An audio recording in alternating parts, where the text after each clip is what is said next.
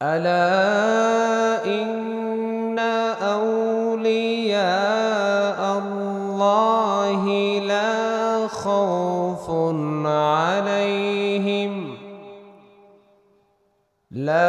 خوف عليهم ولا هم يحزنون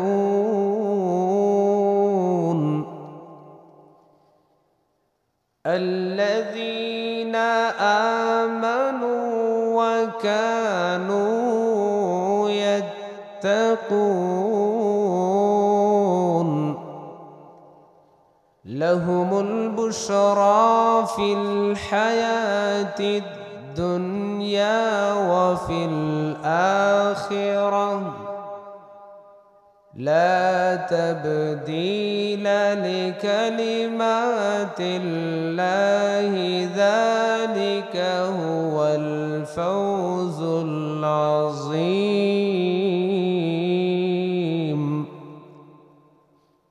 صدق الله المولانا العظيم قال النبي صلى الله عليه وسلم ألا إن أولياء الله لا يموت إن الله وملائكته يصلون على النبي يا أيها الذين آمنوا صلوا عليه وسلموا تسليما اللهم صل على سيدنا مولانا محمد وعلى آل سيدنا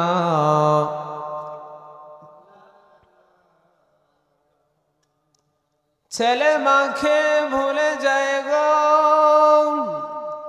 মা ছেলেকে ভুলে না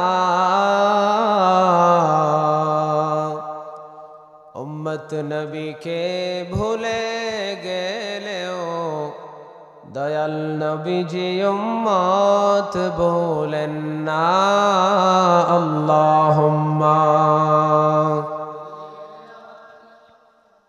سيدنا مولانا محمد وعلى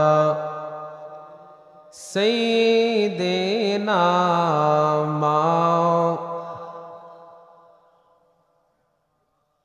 সম্মানিত মুসল্লিয়ান দরুদ শরীফ পড়তে ভালো লাগে না? দরুদ এমন একটি আমল যে ওজিফা আল্লাহও নিজে পাঠ করেন। সুবহানাল্লাহ বলবেন না? আল্লাহ পাকের কি কোনো কাজ আছে? কিন্তু আল্লাহ কোরআনে বলেন আমার একটা কাজ আছে, সেটা হচ্ছে ইন্নাল্লাহা ওয়া মালাইকাতাহু ইউসাল্লুনা আলান নবী। আল্লাহ বলেন আমি এবং আমার সকল ফেরেশতারা ইউসাল্লুনা আলান নবী, আমার আপনার নবীর উপরে দরুদ শরীফ পড়েন। এরপরে আল্লাহ বলেন ইয়া আইয়ুহাল্লাযীনা আমানু, হে ঈমানদারেরা যারা ঈমান এনেছো, বিশ্বাস স্থাপন করেছো, তোমরাও সাল্লু আলাইহি ওয়া সাল্লিমু তাসলিমা, আমার নবীর উপরে দরুদ এবং সালাম প্রেরণ করো আদবের সহিত। হাজিরিনে কেরাম,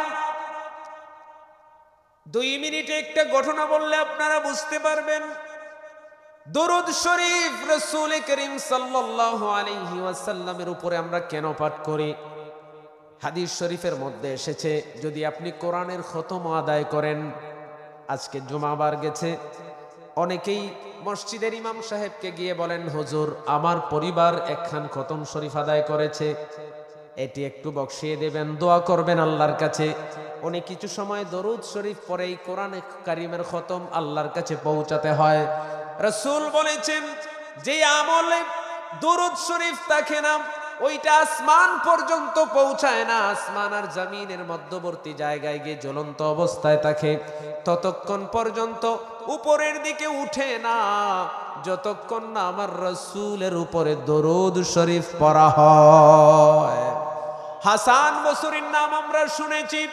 হাজিরিন, হাসান আল বসরি রহমতুল্লাহি আলাইহি প্রখ্যাত একজন তাবেঈ ছিলেন।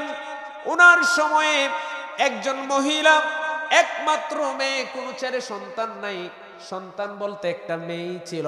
মেয়েটা হঠাৎ করে একদিন মারা গেছে। মারা যাওয়ার পরে আল্লাহর ওলি হাসান আল বসরির কাছে ওই মহিলা আসলেন, এসে বললেন, হুজুর আমি আপনার কাছে এসেছি একটা আবদার।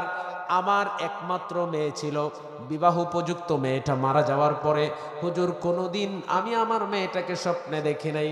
দেখবেন আমাদের মা বোনদের অনেক আক্ষেপ থাকে, বাবা মারা যাওয়ার পরে অনেকেই স্বপ্নে দেখেন, পাড়া প্রতিবেশী অনেকে আপনার বাবাকেও স্বপ্নে দেখে না, সে আপনাকে বলেন এইরকম হয় কিনা? কিন্তু সন্তান যখন মা বাবার হাতে মারা যায় কষ্ট বেশি না কম বলুন?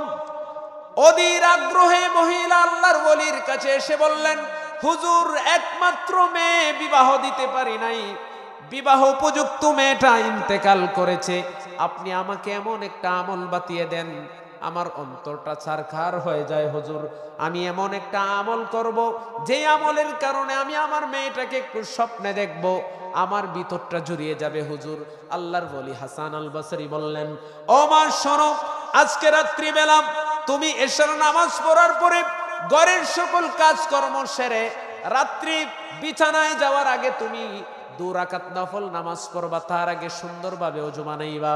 অজু বানিয়ে 2 রাকাত নফল নামাজ পড়ে বিছানায় যখন যাইবা, মশারির ভিতরে ঢুকার আগে একটা তাসবিহ হাতে নিবা। আল্লাহর রাসূল সাল্লাল্লাহু আলাইহি ওয়াসাল্লামের উপরে দরুদ শরীফ পড়তে থাকবা। মহিলা বাড়িতে আসলেন, আল্লাহর ওলির দিয়া প্রত্যেকটা কথাকে উনি পুঙ্খানুপুঙ্খানুভাবে পালন করলেন। রাত্রিবেলা এশার নামাজ পড়ে বিছানায় যখন গেলেন, তার আগে আবার ওযু বানাইলেন, 2 রাকাত নফল নামাজ আদায় করলেন। একখানা তাসবিহ হাতে নিয়ে মহিলা দরুদ শরীফ পড়া শুরু করে দিলেন। আল্লাহর মহিমা বোঝা যায় না। মহিলা যখন ঘুমের ঘরে যখন চুপটা লাগলো, ওই মহিলা তার মেয়েকে স্বপ্নে দেখলেন। বড় করে বলুন সুবহানাল্লাহ। হাজিরিন, স্বপ্নে দেখলেন, কিন্তু স্বপ্নটা ছিল এমন একটা স্বপ্ন, ওই মহিলা আশ্চর্যান্বিত হয়ে গেলেন। বিভীষিকাময় অবস্থা, খুবই ভয়ঙ্কর অবস্থার মধ্যে তার মেয়েটার মাথার মধ্যে আগুনের টুপি, গায়ে আগুনের পোশাক, হাতে আগুনের ঝিঞ্জুল, পায়ে আগুনের বেরি লাগানো অবস্থায় জাহান্নামের ফেরেশতারা ওই মেয়েটাকে আযাব দিতেছে। মহিলাটা একটা চিৎকার মারছে। আপনারা বলুন, মা কি আর ঘুমাবে? মাঝ রাত্রিতে যখন মায়ের ঘুম ভেঙে যায়, মা অপেক্ষমান ফজর কখন হবে, আজান কখন দিবে, আল্লাহর ওলির বাড়ির দিকে দৌড় মারবে। আল্লাহর ওলির বাড়ির দিকে ফজরের নামাজ পড়ে যখন মহিলাটা যায়, অন্ধকার অবস্থা। এই সময় গিয়ে আল্লাহর ওলি দেখলেন নামাজ থেকে বাড়ির দিকে ফিরে আল্লাহর ওলিকে প্রতিমধ্যে আটকালেন। ওগো আল্লাহর ওলি হাসান আল বসরি, হুজুর আপনি তো গতকালকে আমাকে একটা আমল বাতিয়ে দিয়েছেন, আমাকে কি চিনতে পারছেন? মহিলাকে বললেন, কিভাবে চিনবো, তোমার তো বোরকা পরিহিত অবস্থা। বলে, হুজুর গতকালকে আমি আপনার কাছে এসেছিলাম আমার মেয়েকে স্বপ্নে দেখার বিষয়ে জিজ্ঞাসা করার জন্য। আল্লাহর ওলি বললেন, কি হয়েছে খুলে বলো। বলে, আমি তো আমার মেয়েকে স্বপ্নে দেখেছি। আল্লাহর ওলি বললেন, আলহামদুলিল্লাহ, কিন্তু হুজুর স্বপ্নটা এত ভয়ঙ্কর ছিল, এইভাবে আমার মেয়েটা জাহান্নামের ফেরেশতারা মাথায় আগুনের টুপি, শরীরে আগুনের পোশাক, হাতে আগুনের জিঞ্জুল, পায়ে আগুনের বেরি লাগিয়ে জাহান্নামের ফেরেশতারা আযাব দিচ্ছে হুজুর। আল্লাহর ওলি বললেন, ও মা একটু সবর করো। ওই দিন গিয়া রাত্রিবেলা ওই মেয়েটাকে আল্লাহর ওলি হাসান আল বসরি স্বপ্নে দেখেন। আল্লাহু আকবার বলুন। আল্লাহর ওলি হাসান আল বসরি স্বপ্নে দেখলেন গতকালকের ঠিক উল্টা অবস্থা। মেয়েটা জান্নাতি বিছানার মধ্যে, জান্নাতি খাটের মধ্যে, জান্নাতি পালঙ্কের মধ্যে ঘুমাচ্ছে। বড় করে বলুন সুবহানাল্লাহ। আল্লাহর ওলি হাসান আল বসরি স্বপ্নের ভিতরেই মহিলার মেয়েকে প্রশ্ন করলেন, ও মা তুমি কি অমুকের মেয়ে না? বলে, হুজুর ঠিক আছে। গতকালকে তোমার এই অবস্থা ছিল কিনা? বলে, হুজুর তাও ঠিক আছে। আল্লাহর ওলি জিজ্ঞাসা করলেন, শুধুমাত্র মধ্যে একটা দিন, এত ভয়ঙ্কর আযাব থেকে কিভাবে নাজাত পাইলা? আল্লাহর ওলির প্রশ্নের জবাবে ওই মহিলা বলেন, মহিলার মেয়ে বলে, হুজুর গতকালকে আমার মাথায় আগুনের টুপি, হাতে আগুনের বেরি, শরীরে আগুনের পোশাক, পায়ে আগুনের জিনজুল ছিল ঠিকই। এইরকম ভাবে শুধু আমি নয়, এই কবরস্থানে আমার মতো 70,000 জাহান্নামীর একই সিস্টেমে আযাব চলতেছিল। হুজুর হুজুর এই কবরস্থানের পাশ দিয়ে একজন নেককার আল্লাহওয়ালা ব্যক্তি হেঁটে যায়। কবরস্থান দেখে উনি আমাদের জন্য দোয়া করেন। আল্লাহর হাবিব সাল্লাল্লাহু আলাইহি ওয়াসাল্লামের উপরে একবার দুরূদ শরীফ পড়লেন। কয়বার বলুন? একবার দুরূদ শরীফ পড়ে মাওলার দরবারে যখন মাবুদ বলে ডাক মারছে, আমার আল্লাহ তাআলা একবার দুরূদের খাতিরে আমার মতো 70,000 পাপীকে মাফ করে একদিনের ব্যবধানে জাহান্নামী থেকে জান্নাতি বানিয়ে দিলেন। বড় করে বলুন সুবহানাল্লাহ। ওই দুরূদ শরীফ পড়লে লাভ না লস? এমন একটি আমল আপনি পাবেন না যেটা গুনাহ মাফ হয়, সওয়াব হয়, মর্যাদা বৃদ্ধি পায়। একমাত্র আমল হচ্ছে দরুদ। আল্লাহুম্মা সাল্লি আলা সাইয়্যিদিনা মাওলানা মুহাম্মদ ওয়া আলা আলি সাইয়্যিদিনা মাওলানা मदीना मदीना मुमिनों की गुनगुना है, दीदारे मदीना आशिकों की तमन्ना है। अल्लाहुम्मा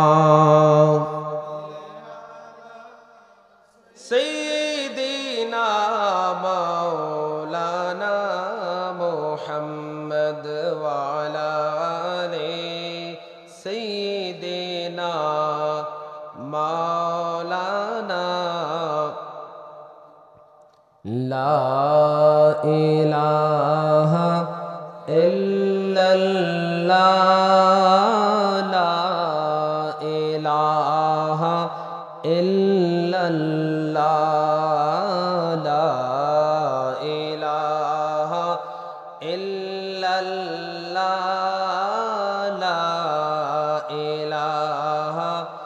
इल्लल्लाह पर ये ला इलाहा इल्लल्लाह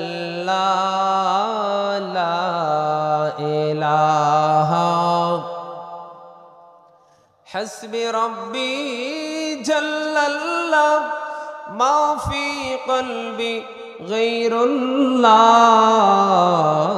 नूर मुहम्मद सल्लल्लाह नूर मुहम्मद सल्लल्लाहु ला इलाहा इल्लल्लाह ला इलाहा ला इलाहा इल्लल्लाह मुहम्मदुर रसूलुल्लाह सल्लल्लाहु अलैहि वसल्लम।